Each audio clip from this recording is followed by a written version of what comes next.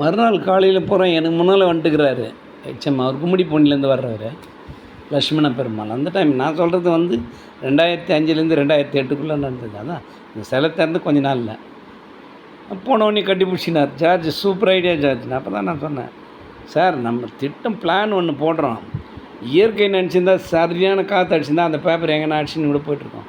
நம்பிக்கை மனுஷனுக்கு.